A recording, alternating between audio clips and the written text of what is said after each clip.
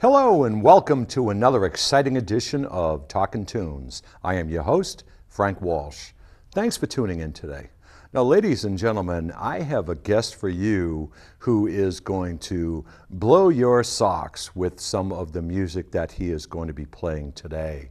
We met a couple of years ago when I was judging a Battle of the Bands, and this young man came in as a winner. Since then, he's kind of flown under the radar a little bit, but he has been playing sides for some of the best musicians in the world. And he has branched out solo now. He's playing at some of the large venues. He's still playing with some of the greats. And he is releasing a CD. And you are going to be hearing some of the cuts from that today. So it gives me great pleasure to introduce to you my friend and my guest, Mr. Seth Rosenbloom. Thanks so much. How are you, sir? Good. Thanks for having me on. Oh, Frank. man, it's a pleasure. I mean, you know, we go back a couple of years and we were kind of catching up a little bit before the show. And it's like, you know, you were not that shy little guy who we were talking at backstage with back then. I mean, you have come a long way, baby. Yeah, it's funny because over the last couple of years, I was, for quite a while, mostly working as a sideman. Yeah. Playing for a lot of artists. And then about 2 years ago now, really decided to put a hold on that and focus more on my own music, touring under my own name, putting out my own CDs. And now I had an EP come out in the fall of 2017, and now this new album's coming out January 18th. Yeah. So about a month out. Yeah, we're going to be talking about that. But let's roll back the clock a little bit, and why don't you take a little bit of time to talk about, you know, how you get into music, how long you've been playing. I know you're still relatively a young guy, and you know, where did that inspiration or that urge come about you to pick up that guitar and play? Well, it actually goes back for me before the guitar. So really, both my parents were musicians. They met in music school.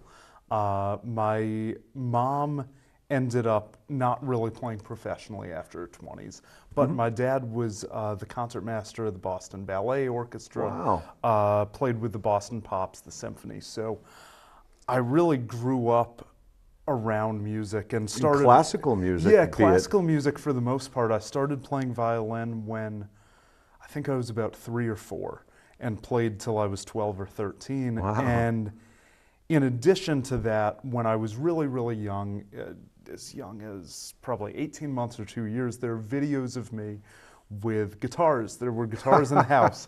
And I never learned how to play at that point. It got to the point of me putting on a strap and strumming and singing with it, but never more than that. But my mom grew up in Michigan in the 50s and 60s and was a huge Beatles fan, so I heard a lot of that growing up, and was a huge Motown fan, so a lot of James Brown, all that good stuff. I can relate. And then my grandmother was a huge Elvis fan.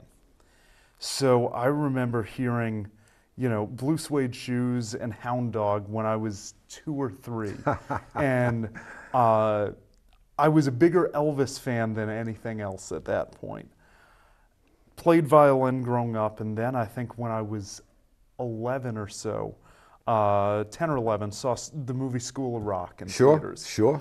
And said, oh yeah, I don't want to play violin anymore, I want to do that. You want to do that. So that was kind of that defining moment for you? Because everybody seems to have that, you know, that seminal moment where, you know, I've had people tell me, we were talking a little bit about, I think it was Greg Miller, we were talking about one of our mutual friends, you know, I was asking him one of those questions recently, and he was saying that once he heard the Stones. Yeah. He heard the Stones, and he said, that's what I want to be. Oh, I yeah. want to be a guitarist. I want to be the Stones. I can attribute it to 2 moments in terms of guitar playing. One, School of Rock. My only goal at first was to play as well as the kid in the movie. I was like, if I can do that, I'll be happy forever. And then blues was not a immediate interest for me. I mean, I had the I think School of Rock soundtrack, actually, which had Cream and Zeppelin and all kind of all the classic rockers. Yeah, the very blues-inspired stuff. But I got into, you know, rock, metal, all that stuff, as a lot of 13, 14-year-olds do. Yep. And wanted to go to a metal show in Boston when I was about 13. And I think it was at the Orpheum, so big theater. Yep. There was no way my parents were going to let me go alone, especially, but my mom made me a deal that she would take me to that show, buy the tickets, everything, if I went to any show that she picked. Okay. So the other pivotal moment was she went in the Globe in the jazz blues section, of course, trying to get me to listen to something other than Metallica and Dream Theater, and found I think it was billed as up-and-coming blues guitar player at Scullers. And it was Joe Bonamassa in about 2005, so Wow. still playing clubs.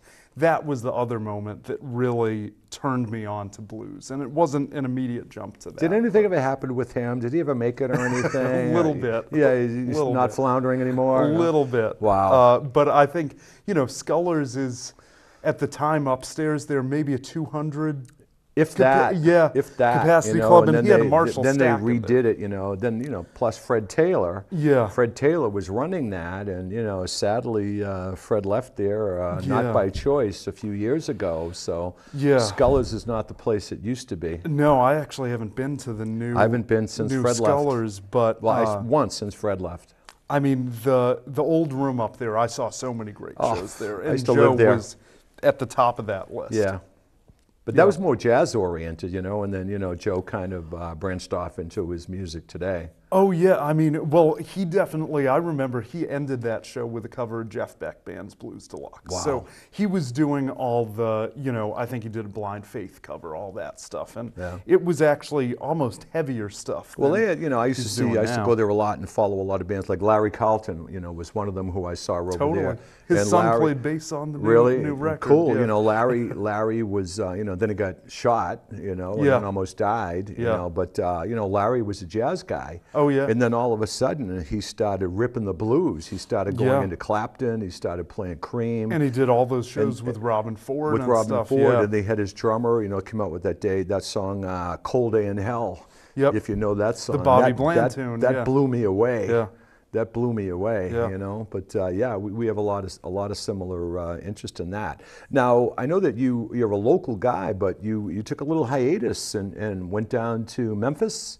Nashville I'm and sorry, then no, it was Raleigh, Tennessee. North Carolina. Yeah. Talk a little bit about that. What brought you there? Was that a musical inspiration to?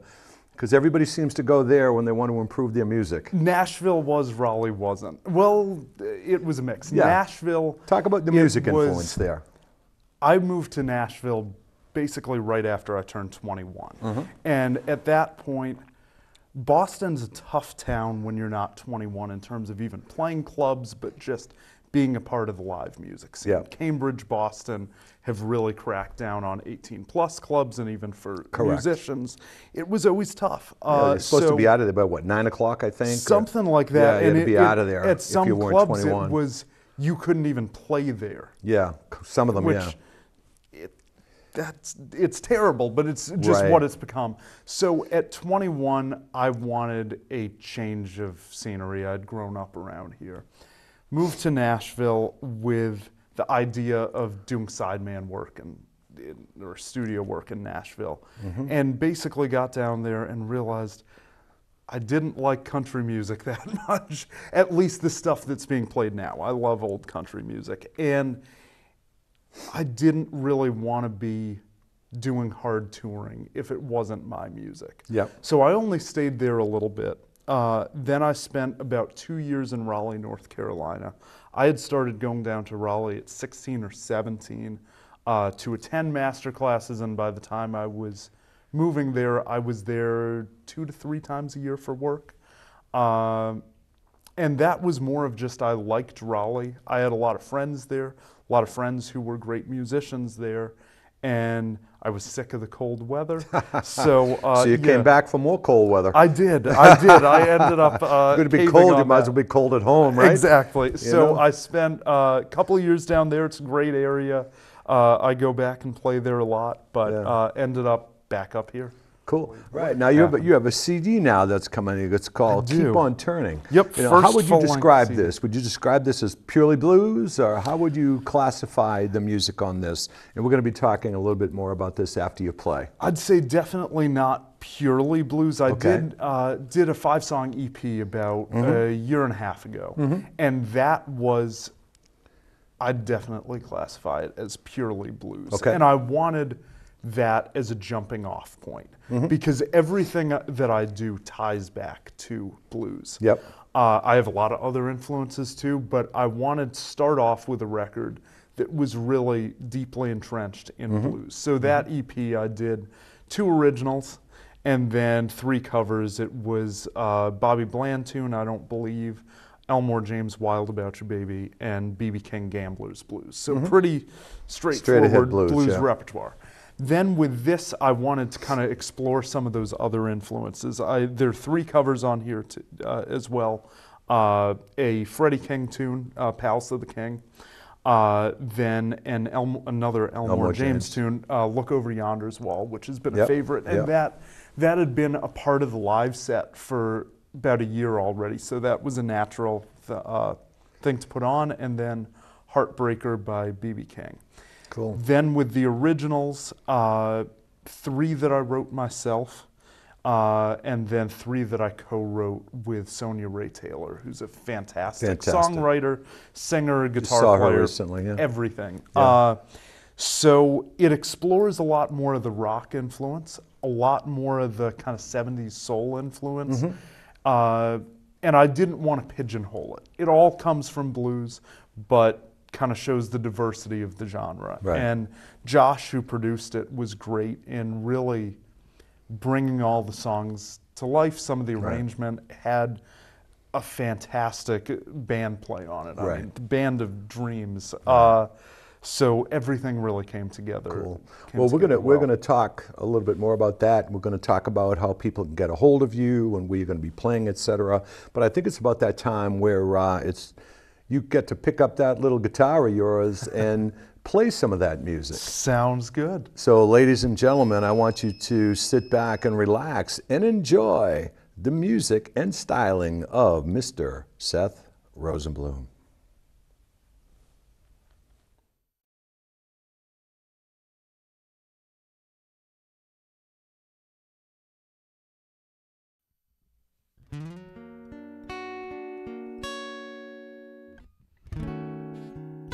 Woke up this morning,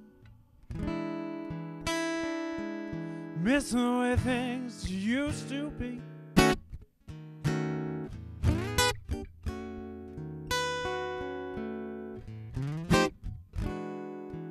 Well, I woke up this morning, missing the way things used to be.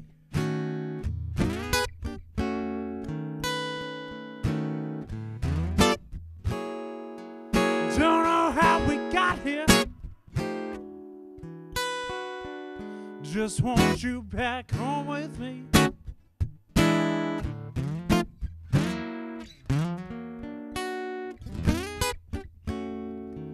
When you left me, baby, you broke my heart in 2. Now that you're gone, girl, I don't know what to do. Woke up this morning, missing the way things used to be.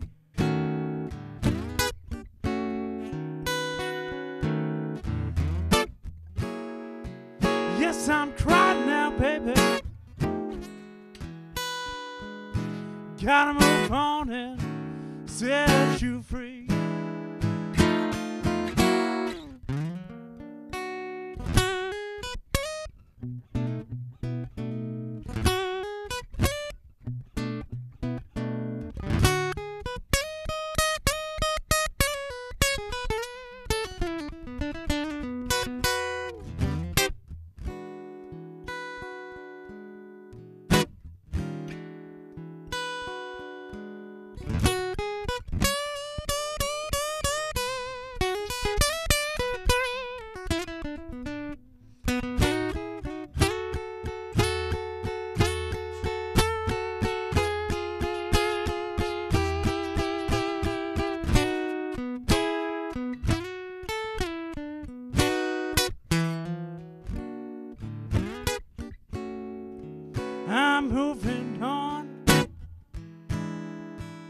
You're just a memory on my mind.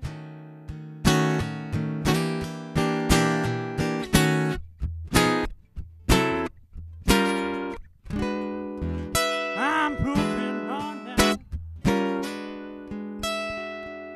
You're just a memory on my mind.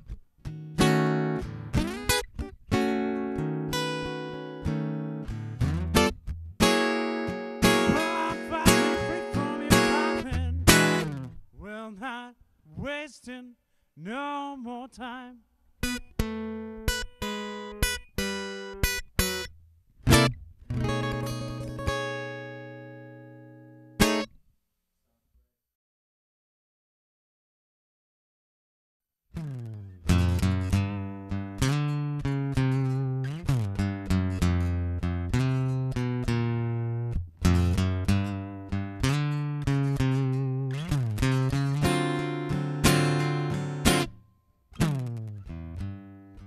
Somebody told me a long time ago,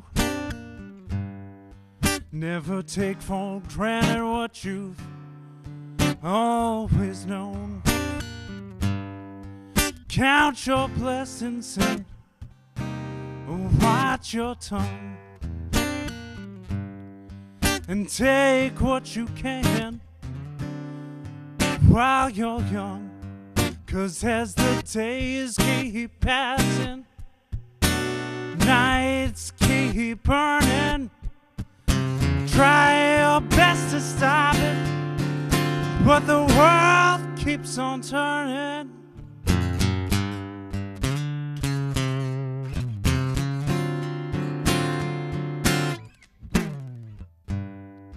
Somebody told me when I was 12 years old, stay true to yourself, don't buy that fool's gold. Keep your head up, keep your feet on the ground. Do what you want before the time runs out. 'Cause as the days keep passing, nights keep burning. Try your best to stop it, but the world keeps on turning.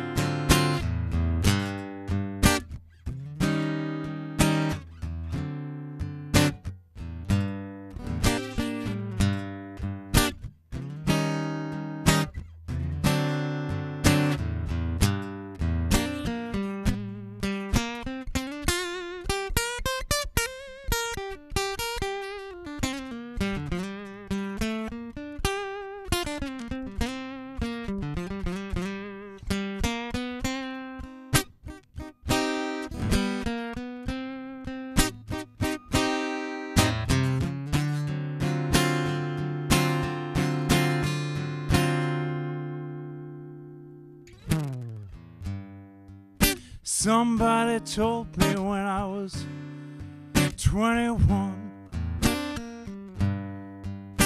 can't go back and change the things that you've done. So I keep on moving straight ahead, 'cause time keeps ticking, I ain't slowing down yet. 'Cause as the days keep passing, nights keep burning. Try your best to stop it, but the world keeps on turning.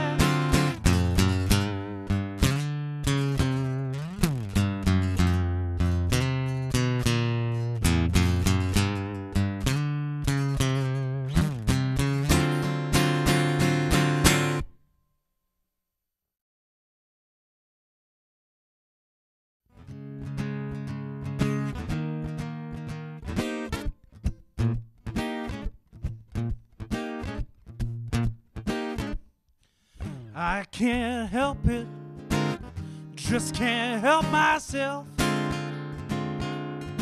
I can't help it, baby, my mind's on someone else. Giving back my key, gonna leave it on the shelf. I can't fake it, fake my love anymore. I can't fake it, baby, fake my love anymore. Gonna leave tonight, gonna close that door. When I first met you, stole my heart, told you that we'd never be apart. Then I saw her walking down the street. She looked at me and my heart skipped a beat. I can't help it, just can't help myself. Giving back my key, gonna leave it on the shelf.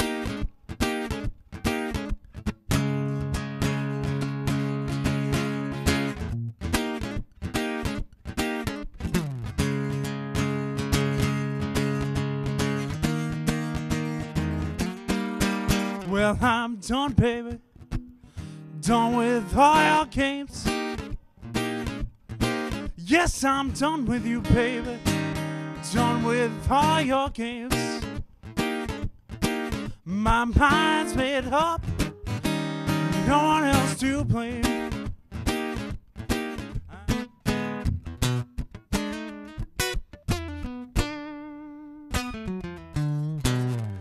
Look over yonder's wall, hand me down my walking cane.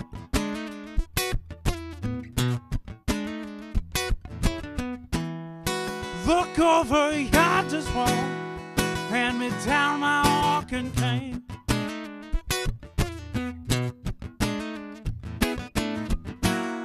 Got myself a woman, and yonder comes your man.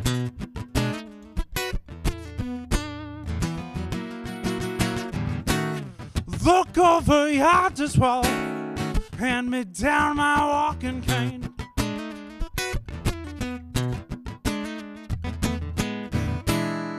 Look over yonder's wall, hand me down my walking cane.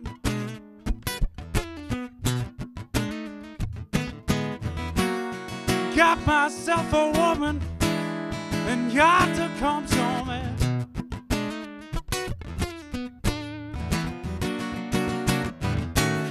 Now your man went to war, think he had it kind of rough.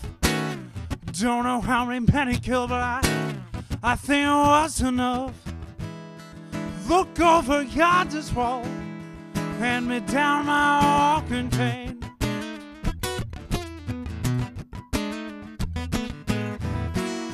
Got myself a woman, and yonder comes your man.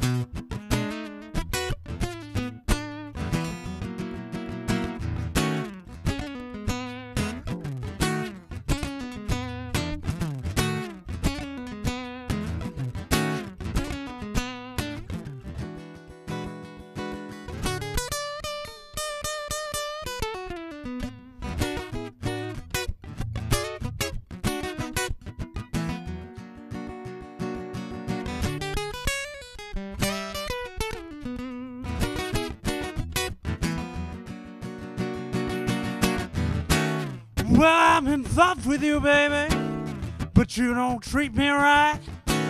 You take all my money and walk the streets at night.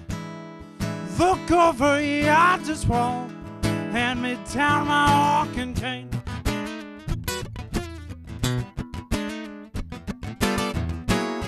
Got myself a woman, and yonder comes your man.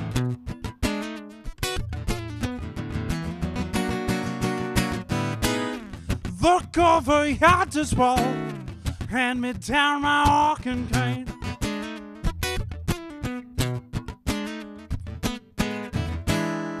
Look over yonder's wall, hand me down my walking cane.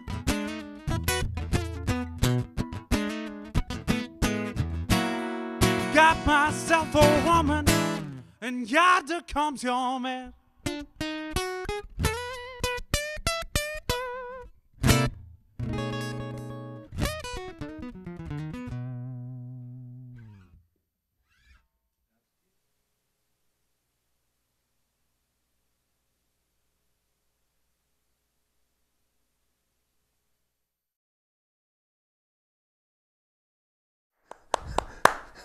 Nicely done. Thank you so much. I told you he would not disappoint, but that was pretty amazing. Thanks Now, so you took much. some of the cuts off of this CD.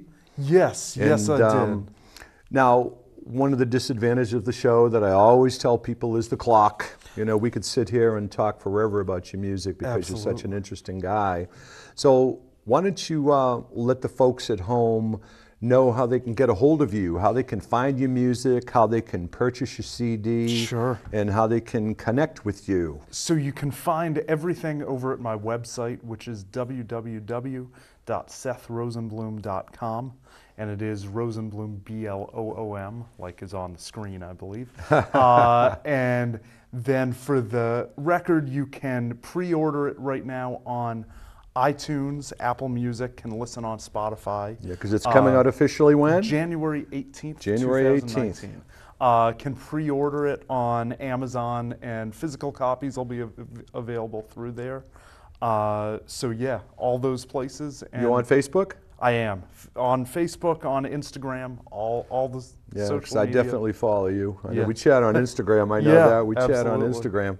But let's talk about some of the venues that you have coming up. I know you've been playing the Burren. You played the Back Room. I know you've got some gigs coming up at 9 Wallace. You're going to be, I'm going to turn on my microwave someday, and you're going to be, So The shows that are coming up, January 12th is the official CD Right. kind of pre-release Yep. show at the Burren Back Room. Yep, the Back Room. And then locally, March 2nd, I'll be up at 9 Wallace Yep. in Beverly. Yeah. In between that, have an East Coast tour, some stuff out in LA.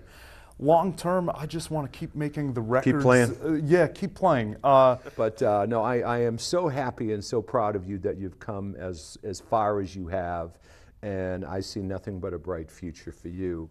And I really want to thank you for coming in today. It's always a pleasure to have great guests, and you certainly are one of them. Thank you so much for having me. You're It's welcome. been a pleasure. You're welcome. So, ladies and gentlemen, as always, I could not do this show without the award-winning direction of Miss Roxanne Morse in the booth.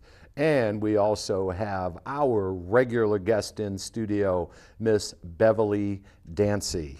And yes, Beverly, I got your name right this time. Always great to see Beverly. So, for Seth, Beverly, Roxanne, and everybody else here at SMAC, I am Frank Walsh. As always, tune in and tune on.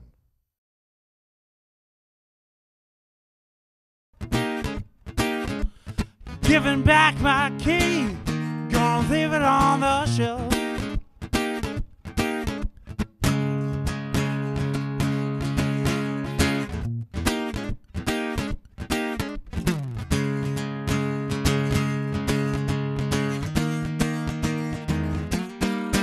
Well, I'm done, baby, done with all your games. Yes, I'm done with you, baby, done with all your games. My mind's made up, no one else to blame.